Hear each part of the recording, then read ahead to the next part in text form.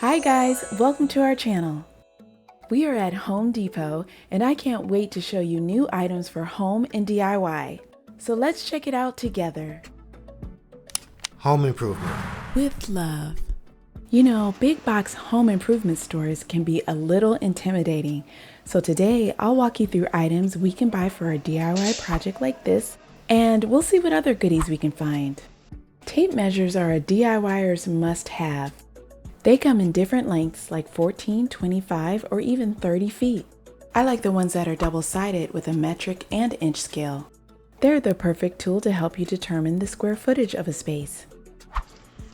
They're so cute! Pocket tape measures are great for crafts, sewing, and small DIY projects.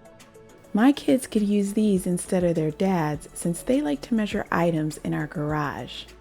I like this tape measure. It is not too heavy, has a good design, and has a magnetic hook with easy to read markings.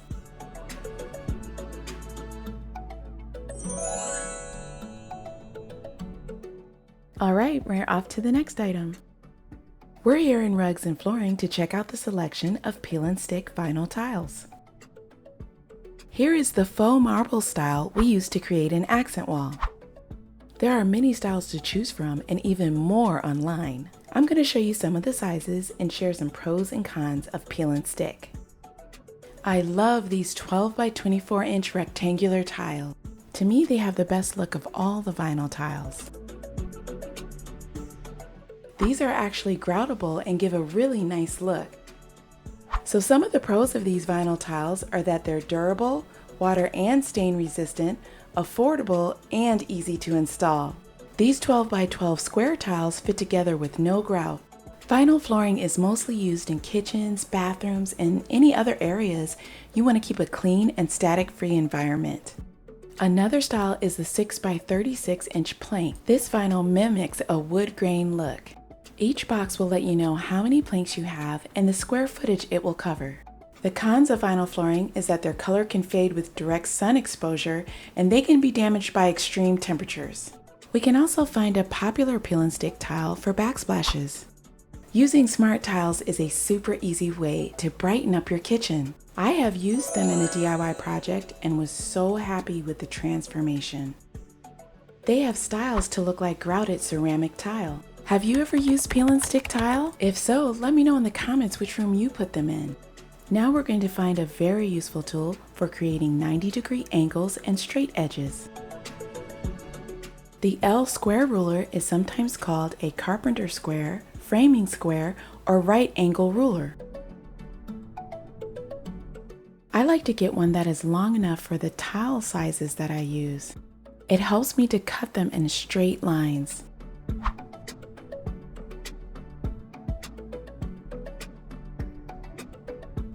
Vinyl tiles can be cut with a box cutter, so let's see what they have. They're also called a utility knife. I like to choose one that has a stainless steel blade with a locking mechanism, but also easy to change. I like if it has a non-slipped curved handle and easy to fold and retract the blade.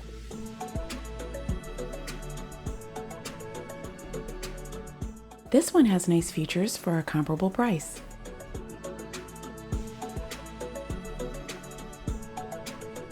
Another handy tool is a leveler.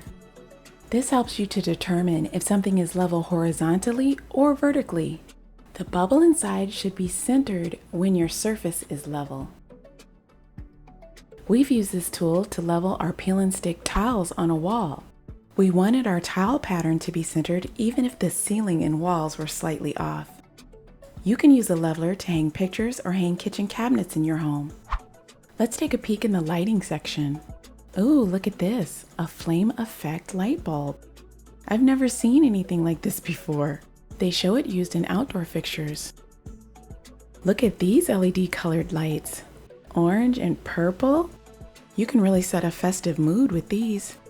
Okay, on to the power tools so I can show you one of my favorite multi-tools. A Dremel is a handheld rotary tool with a variety of attachments. I've used it to cut out shapes in vinyl tile to make a space for a light fixture opening. I've used the carving attachment to create a notch in a wood mirror frame. You can even use it to carve Hello Kitty into pumpkins. I did a price comparison and found that the Dremel 200 was less expensive on Amazon, so I have included the link in the description below.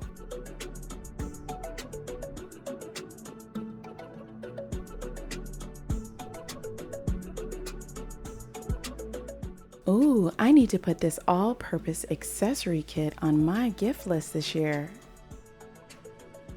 Wait, maybe I should start with this beginner's kit. This is a nice gift idea, a Dremel 3000 with a carrying case and accessories included. Let's go to the flooring aisle to get tile adhesive and grout. We like this Roberts 7350 universal flooring adhesive with moisture control. It is great for luxury vinyl tile applications in kitchens and bathrooms. Let's not forget our multi-purpose gloves. We use this adhesive for an extra bond when installing peel and stick tile on surfaces other than the floor. All DIY project videos shown will be listed for you in the description. Spacers are used to keep the lines even when grouting tile. They come in different sizes depending on the tile, pattern, and look you prefer.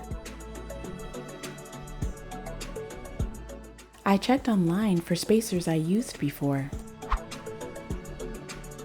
We use 3/16" spacers on our projects. I needed so many for my hexagon tiles. Once your tiles are spaced, you can use pre-mixed grout for vinyl flooring. They have an adhesive and grout product, but that is mostly used for repairs. Now let's find the tool to apply the grout smoothly and easily. We will need a grout float with a rubber or foam pad. You can try your float out by seeing how it feels in your hand. You don't want it to be too heavy, whether you're grouting a wall or a floor. Speaking of floors, we want to protect our knees while kneeling on them. Knee pads really do reduce the impact felt by our knees. These look cool, but they are way too big for my knees.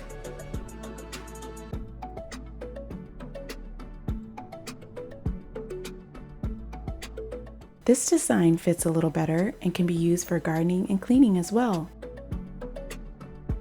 Oh, we need to pick up a sponge to wipe off the grout.